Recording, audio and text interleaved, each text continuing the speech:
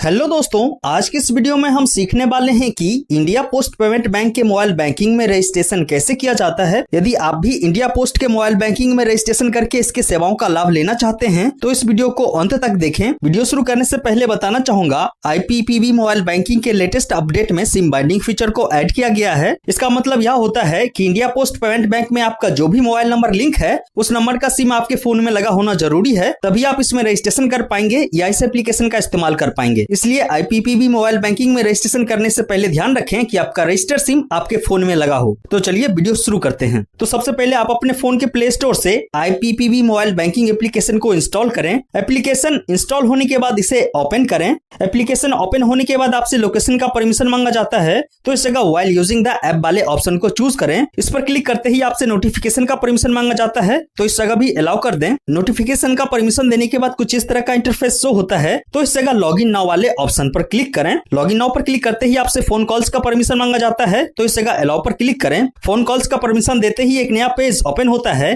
जिसमें आपसे SIM choose करने को कहा जाता है। यदि आपके फोन में 2 सिम कार्ड लगा हो तो इस जगह 2 सिम कार्ड शो करेगा, तो इस जगह आप उसी सिम को चूज करें जिसका नंबर आपके बैंक अकाउंट से लिंक हो। और यदि आपके फोन में एक ही सिम कार्ड लगा हो तो इस जगह एक ही सिम कार्ड शो करेगा, बट ध्यान रखें कि वह नंबर आपके बैंक अकाउंट से लिंक हो। चूंकि मेरे फोन में 2 सिम कार्ड लगा हुआ है और मेरा पहला सिम मेरे बैंक अकाउंट से लिंक है, तो मैं इस जगह फर्स्ट सिम को चूज कर रहा हूँ। सिम को चूज करने के बाद नीचे इस बॉक्स में टिक लगाकर टर्म्स एंड कंडीशन को एक्सेप्ट करें। उसके बाद सबसे नीचे स्टार्ट SMS वेरिफिकेशन वाले ऑप्शन पर क्लिक करें। इस पर क्लिक करते ही आपसे मैसेज का परमिशन मांगा जाता है, तो इस जगह भी अलाउ कर दें। मैसेज का परमिशन देते ही सिम वेरीफाई होना शुरू हो जाता है। सिम वेरीफाई होने के बाद एक नया पेज ओपन होता है जिसमें रजिस्ट्रेशन करने के लिए आपसे कुछ डिटेल्स फिल करने को कहा जाता है। तो सबसे पहले आपसे अकाउंट नंबर एंटर करने को कहा जा रहा है, तो इस जगह आप अपना अकाउंट नंबर एंटर करें। उसके बाद नीचे इस जगह आपसे कस्टमर ID एंटर करने को कहा जाता है, तो इस जगह आप अपना कस्टमर ID एंटर करें। यदि आपको अपना कस्टमर ID पता नहीं है तब आप 2 तरीके से अपना कस्टमर ID बड़े ही आसानी से पता कर सकते हैं। पहला तरीका तो यह है कि आप इंडिया पोस्ट पेमेंट बैंक के SMS बैंकिंग के द्वारा अपना कस्टमर ID पता कर सकते हैं। इसके लिए आपको अपने रजिस्टर्ड मोबाइल नंबर से इंडिया पोस्ट के SMS बैंकिंग नंबर पर एक मैसेज भेजना होगा। मैसेज में आपको कैपिटल लेटर में टाइप करना है GETCIF,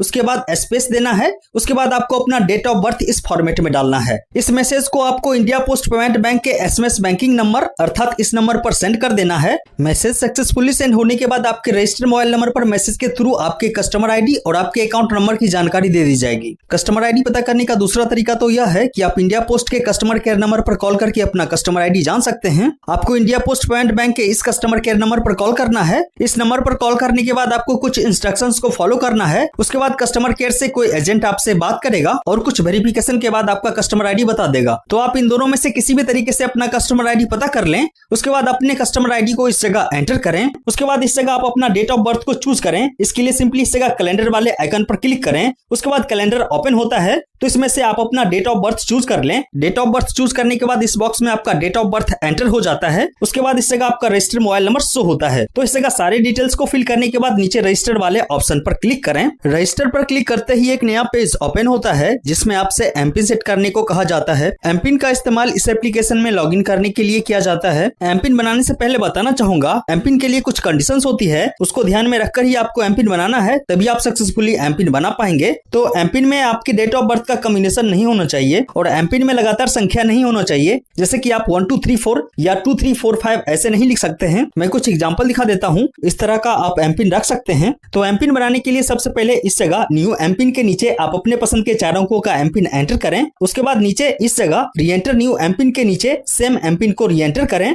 अर्थात इस जगह आपने जो भी एमपिन एंटर किया होगा उसी सेम एमपिन को इस जगह भी एंटर करें। उसके बाद सबसे नीचे इस जगह सेट एमपिन वाले ऑप्शन पर क्लिक करें। सेट एमपिन पर क्लिक करते ही एक नया पेज ओपन होता है जिसमें आपको कुछ सिक्योरिटी क्वेश्चन को ऐड करने को कहा जाता है। यह ऑप्शन इसलिए दिया जाता है कि यदि आप फ्यूचर में अपना एमपिन भूल जाते हैं तो इसी क्वेश्चन को वेरीफाई करके आप अपना एमपिन रिसेट कर सकते हैं। वैसे आप इस क्वेश्चन के आगे इस एरो पर क्लिक करके क्वेश्चन को चेंज भी कर सकते हैं। तो मैं इस जगह सारे क्वेश्चंस का आंसर लिख देता हूं। फर्स्ट क्वेश्चन में आपसे प्लेस ऑफ बर्थ पूछा जा रहा है, तो इस जगह प्लीज टाइप आंसर की जगह आप अपना बर्थ प्लेस एंटर करें। उसके बाद सेकंड क्वेश्चन में आपसे आपका फर्स्ट स्कूल पूछा जा रहा है, तो इस जगह आप अपने फर्स्ट स्कूल का नेम एंटर करें। उसके बाद थर्ड क्वेश्चन में आपसे आपके फेवरेट फ्रेंड का नाम पूछा जा रहा है, तो इस जगह आप अपने फेवरेट फ्रेंड का नाम एंटर करें। उसके बाद सबसे लास्ट क्वेश्चन में आपसे आपके फेवरेट टीचर का नाम पूछा जा रहा है, तो इस जगह प्लीज टाइप आंसर की जगह आप अपने फेवरेट टीचर का नाम एंटर करें। करें। इस जगह आप अपने अकॉर्डिंग सारे क्वेश्चंस का आंसर फिल करें। सारे क्वेश्चन का आंसर फिल करने के बाद नीचे सबमिट वाले ऑप्शन पर क्लिक करें। सबमिट पर क्लिक करते ही एक नया पेज ओपन होता है जिसमें आपसे ओटीपी एंटर करने को कहा जाता है और आपके रजिस्टर्ड मोबाइल नंबर पर ओटीपी भेज दी जाती है। कुछ फोन में इस जगह ऑटोमेटिक ओटीपी फिल होकर वेरीफाई होना स्टार्ट हो जाता है। यदि आपके फोन में ऑटोमेटिक ओटीपी फिल ना हो